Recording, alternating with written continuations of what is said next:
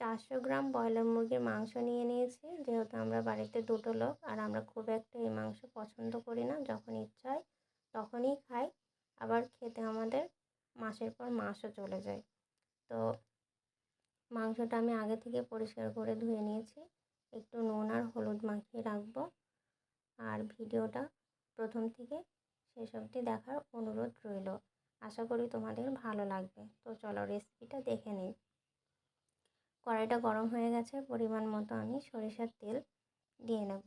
তারপর 2টো দারচিনি আর 2টো এলাচ দিয়ে নেব ফোড়নে, একটা তেজপাতা, তারপর পরিমাণ মতো পেঁয়াজ কুচি আর পরিমাণ মতো লঙ্কা কুচি দিয়ে দেবো। আমরা প্রায় রান্নাতেই কাঁচা লঙ্কাই খাই। যাই হোক, আমি মশলাটা হালকা কষিয়ে নিয়ে আদা রসুন বাটাটা দিয়ে দেব।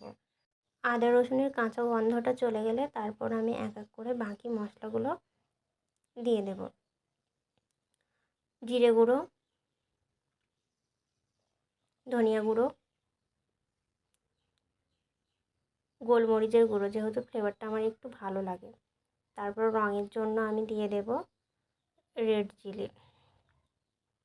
যাই হোক, মশলাতে তেল ছেড়ে এসছে, আমি এবার মাংসটা অ্যাড করে দেব।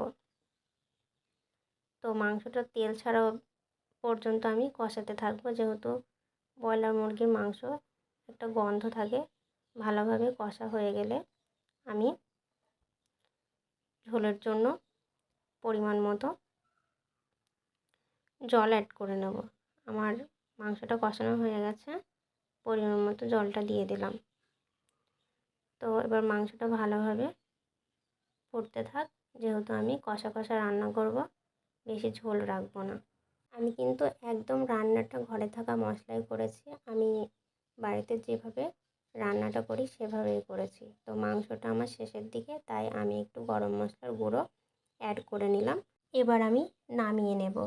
তো দেখো কত সুন্দর কালার এসছে। যারা কাঁচা লঙ্কা খাও তারা কালারের জন্য একটু রেড চিলি ব্যবহার করবে। রান্নাটা দেখার জন্য ধন্যবাদ।